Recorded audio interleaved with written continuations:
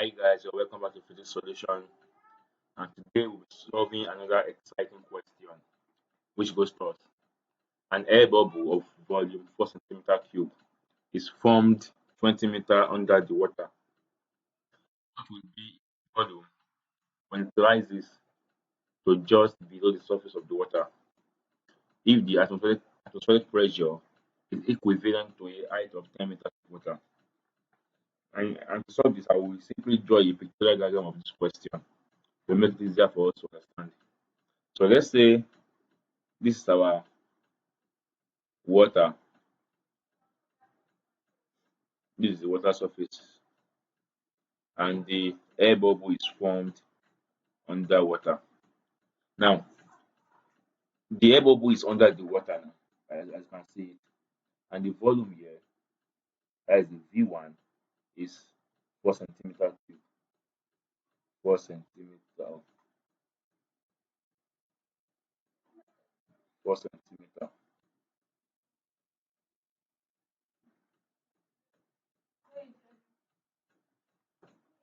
So 4 centimeter cube. Now, what will be the pressure on this air bubble as it is now? Now, to get the pressure on the air bubble as it is now, remember that the air bubble is 20 meters underwater. That means this height of water here, this height of water like this, the height of water is 20 meters. So to get the pressure on this air bubble here, the pressure on the air bubble is equals to the as let me just teach you this now. The pressure on this air bubble here is two things. Number one, the atmospheric pressure acting on the water, which is H, and also the height of the water sitting on this air bubble. Because this air bubble is down under the water, this height of water is sitting on it. It's also exactly pressure on the air bubble. Therefore, to get the total pressure on this air bubble, you have to add the atmospheric pressure in the environment plus the height of water sitting on it. So the pressure on the air bubble is the atmospheric pressure plus the height of the water. So and that will give us. We are told that the atmospheric pressure is equivalent to 10 meters of water. That is 10 meters. And the height of water which is resting on the air bubble is 20. So the pressure is equals to 30 meters of water. So our P1 is equals to 30 meters of water. Now, moving on now.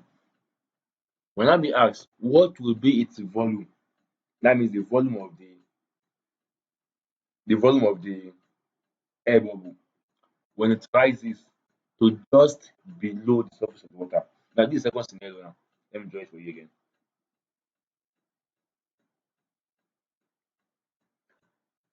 Now, the air bubble was here initially, as you can see, it was at this point initially. So at this point here initially, you can see. Now, let's now say it now rises to this point now. It is now here now.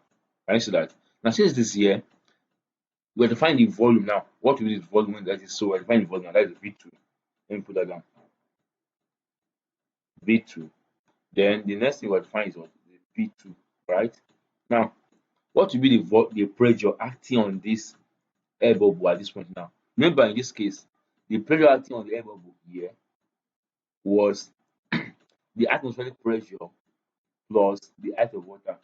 But in this case now, it is no longer the height of water is no longer resting on it, right? That means that the only pressure acting on this air bubble is the atmospheric pressure, right? Atmospheric pressure. So that means our P2 is equals to what? The atmospheric pressure, which is 10 meters of water. So we use 10 meters. And this is all we need to solve the question. Then we just go back to our formula of, as you can see, all the parameters we have here are just P and V, which is meant that we are using the Boyce law to solve the question. So our formula is P1 V1 equals to V2.